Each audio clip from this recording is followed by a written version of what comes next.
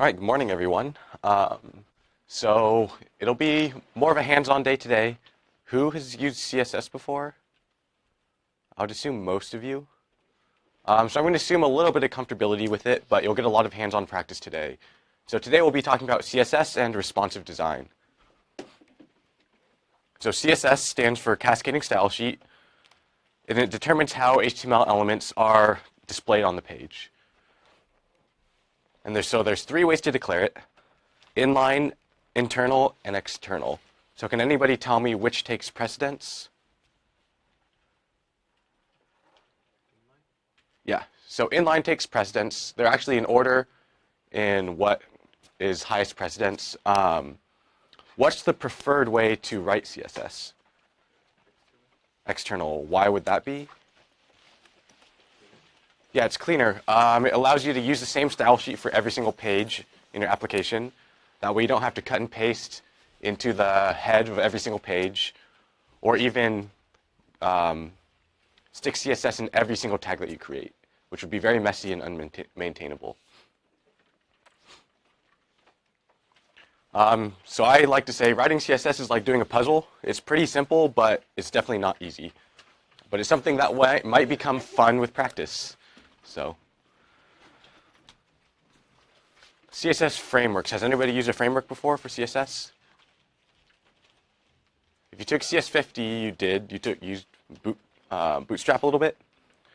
So there's tons of them out there. There's Bootstrap. There's a new one called Bulma, Toast. There's literally hundreds of them. And so they generally give you goodies like grids, which is generally a little bit of a pain in the butt. Responsive design, icons, nav bars, you name it. There's a CSS framework for everything. And so what are the downsides of these? Oh, another upside is that you don't have to design your pages. Don't worry if you're not a designer. You can just use any of the built-in templates. So Bootstrap has a ton of them, and I'm sure most frameworks will have some built-in. And so what are the downsides? One, you don't get to be as creative with your designs. So if you wanted to create something very custom, you just have to cross your fingers and hope that it would be in that framework. And two, it becomes more difficult to maintain. That's probably the biggest one. There are thousands of lines of Bootstrap, and so figuring out exactly what you want to change might not do what you think it does. Any questions on frameworks? No. So there's this thing called the CSS box model. Has anybody heard of it before? No, so it's the margin, border, padding, and content, which exists for every single div, or every tag actually. And so the width property only sets the content, and so you have to worry about the padding, border, and margin. Can everybody picture this? Do you want me to draw it out? So say I have some div that's hello world.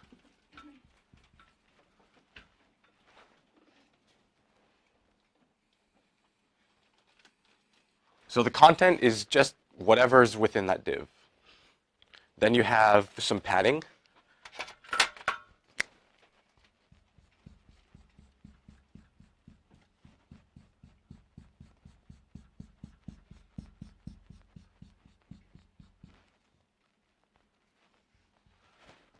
So there's padding that outlines it. And then you have a border.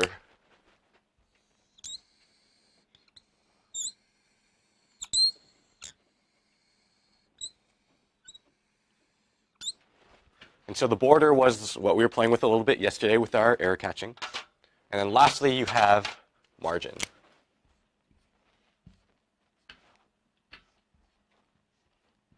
Which is space away from other divs. And so that's the box model. And so when you say width equals 50 pixels, it would only be measuring this. You'd have to take into account the padding, however thick the border is, plus any margin.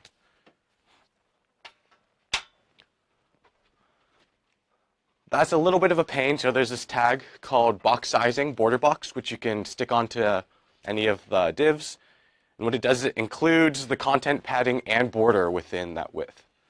So you might see a lot of files or a lot of CSS files at the top will have asterisk box sizing border box, which means for every single div that I ever create, every tag, use this border box sizing. Because in my opinion, it's a lot easier to work with. But then again, it does not take into account margin, so that's something you'd have to calculate if you're trying to keep track of exactly how wide every single div is. And so what's the alternative to using what's called the block model? We have Flexbox, and so it's taken straight from the MDN docs we have. Many designers will find the Flexbox layout much easier to use.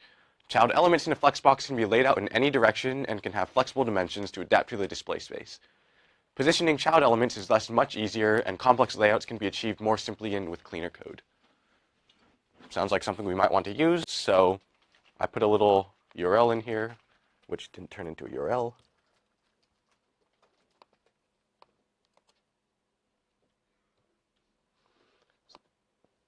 And so what the heck is this Flexbox thing Jordan's talking about? So this is a page that I visit very often. A lot of designers or front-end engineers visit this page very often. The link is in the notes. And this just is a complete guide to what Flexbox is. Flexbox is this new cutting-edge way to lay out that does a lot of things automatically. And so it used to be a huge pain in the butt to be able to center a div vertically. But Flexbox is very, very easy. And so I'll give you some practice with this in the exercises, but flip through this page. You'll be able to see exactly how to use it and be amazed by how easy it is. I'll scroll down to some examples, but it says, say you want to have stuff like this, which may be exactly what you want your dorm supplies page to look like. If you drag the page around, it'll automatically resize everything. Or maybe you want some sort of really nice nav bar. Same thing. If you use Flexbox, you can easily do things like this. Maybe you want to have more complex of a layout like this. Again, equally easy in Flexbox. So do check out this page. I'll give you a practice with Flexbox later today. Yeah? How does this work with stylus? So Flexbox is just a property. You just say display flex over here, and then define these characteristics, and it all just works. They are CSS commands. So this is all built into CSS.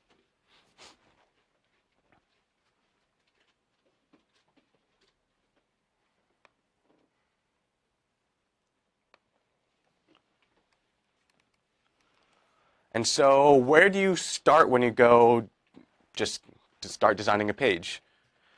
Well, like I say, always plan ahead and create wireframes. What does that mean? Maybe you have to go on a whiteboard and just sketch out exactly what you want your page to look like. Maybe you're handy with Photoshop. A lot of designers like to design the entire page in Photoshop before even looking to code it all. And there are a few design principles which it's good to follow. The first being mobile-first design. So this is a principle that states that pages should first be designed for small or mobile screens and as simply as possible. And then only after you're finished designing for the mobile screens do you then enhance the pages for a desktop view. Why might we do this? Well, some basic phone browsers back in the day didn't understand media queries. Does everybody know what a media query is? So media query is something built into CSS that allows you to change the design based on the width of the window. We all know what JavaScript is, right? Good. 60% of web traffic now comes from mobile, so that's more than the majority. So it's very important that your websites look good on mobile devices. Responsive design, this might be a term you've heard thrown around. What that means is we want to lay out pages depending on their window size. So for a desktop view, everything should look nice and spread out, but it shouldn't all collapse and be all squeezed together in a mobile view. How do we achieve this? Well, use relative lengths rather than absolute ones. So we want to use percentages. Like this div will fill 90% of the page, rather than saying, I want this to be 900 pixels wide. Because if you shrink it less than 900 pixels, then Either you're going to have a scroll wheel to go back and forth, or it's just going to have elements that lay outside of the window.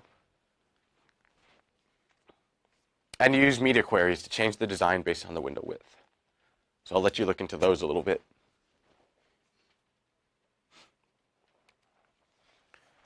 Also, there's this thing called the viewport meta. It's not actually built into every single page, but there's a little post written about it that I want you guys to go read on your own during hack time. So it's very, very important to stay organized. CSS, generally, I have more CSS lines than I have lines of logic, and so keeping track of every single element might become very difficult. And so there's this naming convention called block element modifier, also known as BEM. And what it means is there are 3 different CSS classes of tags. There's block or parent level elements. They get normal names, so something like a button. You might have dedicated CSS block to a button. But what if you wanted to change what that button looks like? You would have modifier elements, which gets double dashes. So button dash dash red, or button dash dash inline, button dash dash wide, something like that. So it builds off of that button class. So button defines exactly what it looks like. And then maybe these modifier only change the color, or they only change the width, only change the height, something like that. Then you have element level elements, which are within those block level elements. So something like the button underscore underscore text, or something within that button. And so this would go within that, and it's very easy to see what you need to change and what that would change on your final page. So if I changed a block level, like the button, it would change every single button I have on my page. Whereas if I wanted to change only one button, I might create a new modifier for that if one didn't exist. And this way you stay organized and you don't accidentally change a line of code, change a line of CSS that affects more than you want it to affect. And so this is just one design scheme of doing things. Do you have to use this way? No, you don't. I don't use this, but it's a scheme that's very popular among front-end designers. But you should have some sort of system organization. Otherwise, code starts to become unmaintainable. You might change one line of CSS, which will change some other tag on a different page that you forgot that you assigned to this tag. So definitely have some sort of system of organization so you can better maintain your page. And so other people who start working can better maintain your page. And so yes, that keeps things maintainable. Any questions on CSS? This is the end of today's content. I just wanted to make sure you guys got a lot of practice today, since we didn't really do any coding yesterday. So any questions on CSS? Do you want me to go over media queries a little bit? Yeah? Okay, so what is a media query? Is everybody good with box model? Yeah.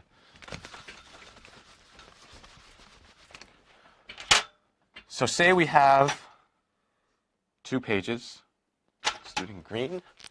We have a desktop view.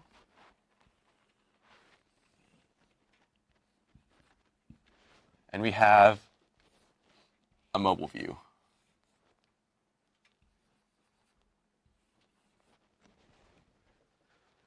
So say we are designing a page that we want to look good on both of them, and say it's the CS50 homepage, which looks a little bit like this. Nav bar at the top,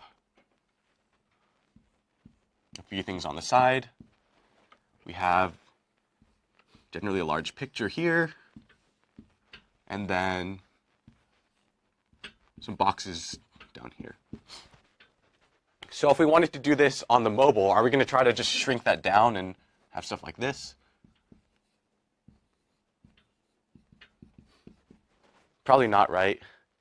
If you imagine like this being on an actual phone screen, these buttons are going to be very, very tiny. And so 1, they won't even be readable, and 2, they'll barely be clickable. And so we should have some sort of way to redesign this for a more mobile view. So say there are a couple links up here. Do we want those to be like that? Probably not. What is the general trend?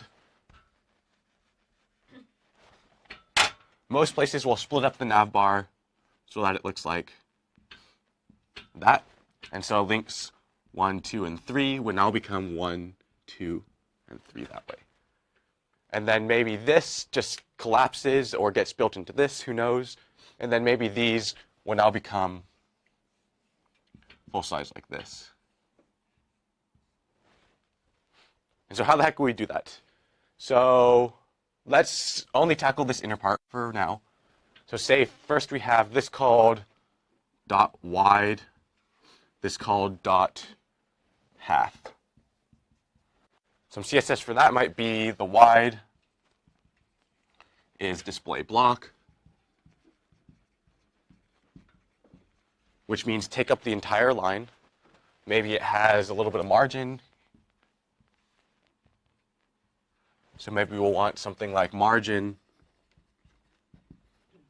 top is 1, rem, which is 16 pixels. Rem is just the size of the text in your body. Margin right is 1 rem. Left or bottom is 1 rem. Left is 1 rem. Can anybody tell me a better way to write this rather than writing margin top, margin right, margin bottom, margin left? Anybody know the shortcut? Yeah. So margin 1 rem. Yeah, so margin, if you just say margin 1 rem, that means the margin on all 4 sides. We can also say margin 1 rem, which means top and bottom, then left and right. So there are shortcuts you may want to look into. And then maybe that's it for styling over there. And then maybe half right now are, assume we have that tag, box sizing border box already. We'll just put it in here.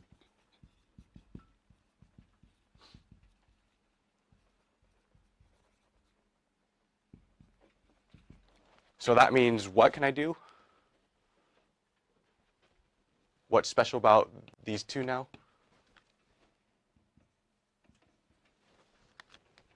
What does this allow us to do? Anyone? It includes the border and the everything, well, the border and the padding. Yeah, so it includes the border and the padding in our width. And so we can go ahead and say each width we'll call 48%. Why might I use 48%? Yeah, so I'm going to leave some room in between. Maybe I'll want to have a margin of, this is probably not the best way to do it, but margin of 0 and 1%. So why, does this make sense to people? So if I do width of 48%, that means it's nearly taking up 50%. But with margin 0 means top and bottom get 0. Left and right each get 1%, which means 1% plus 48% plus 1% will give you 50% of that page. And so say this lays it out somewhat like this. There's a little bug. These lefts might not align, but oh well for now. And so now, if we have something like this, these will now still also take up half the page. So we'll want to put in some sort of listener to say, hey, when the page is that small, do something different. And so that's where these media queries come in. So at media, I like to do only screen and max width.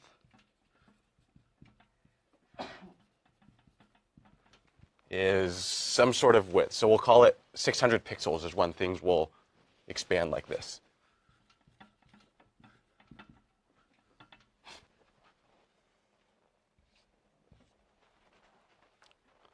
And so what happens? So max width 600 means everything less than 600 pixels do some different CSS. What might we want to do? Well, we'll change the half. We'll say dot half becomes, oh, this needs to have one more thing. It needs to be display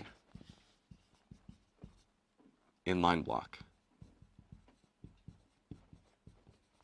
Otherwise, it would have taken up the entire row. And so half now will be display block, which means it'll take up the whole row.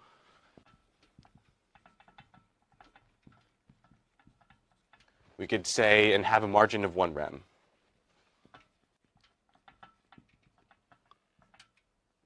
Or we could just say width gets 90%.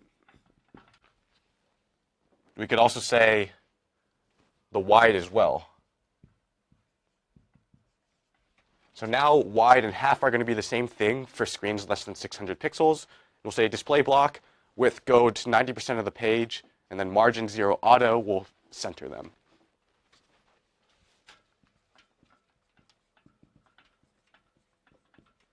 I know it's a little bit illegible for people, but does that make sense? So don't worry if you can't see it. All it is half comma dot wide, which means both of these, all of these, should be display block, which means take up the entire line. Width 90%, that way it scales if you zoom in or not, or on different size screens, less than 600 pixels. And margin 0 auto is the way to center a block level div. So that makes sense a little bit theoretically. You'll get to work with it in a little bit. So this is not mobile first design. What did we do? We focused on this first and then said, all right, now let's modify our design for the mobile. What we really should have done was the opposite. We should have said, hey,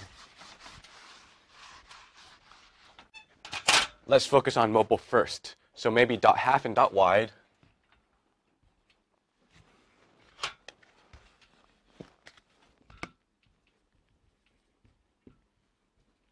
should be display block width 90%, margin 0 auto. So that will have successfully done that for this. Now we're saying, all right, we did our mobile first. Now let's enhance it for something on a bigger screen. So now our media query would be opposite.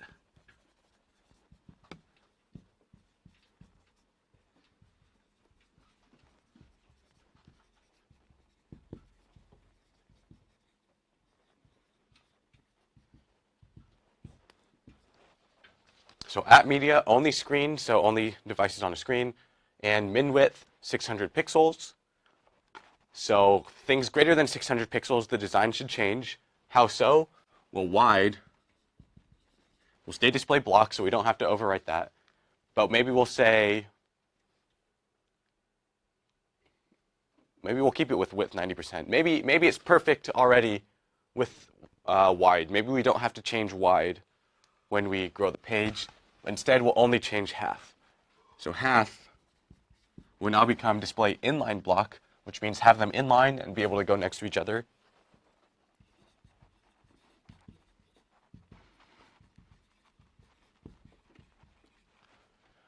Then maybe width now will be 48% for each of them again.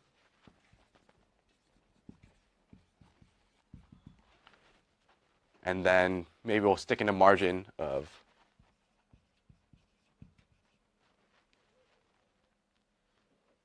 1 rem and 1%. So maybe we'll want margin 1 rem auto, so there's room above and below. So does that make sense? That would be a more mobile first way of going about designing this little segment on the page. Make sense? Cool. So today, I'm going to give you a lot of time to practice. So I want you to first go back and do the exercise from yesterday. So I actually pushed code under today, which was just the solution from yesterday, and design now the cold calling pages and the partnering pages. So first, I want you to do it without Flexbox. So make it look really nice without Flexbox. And then go ahead and go do it with Flexbox. And then once you finish that, there's a new repository.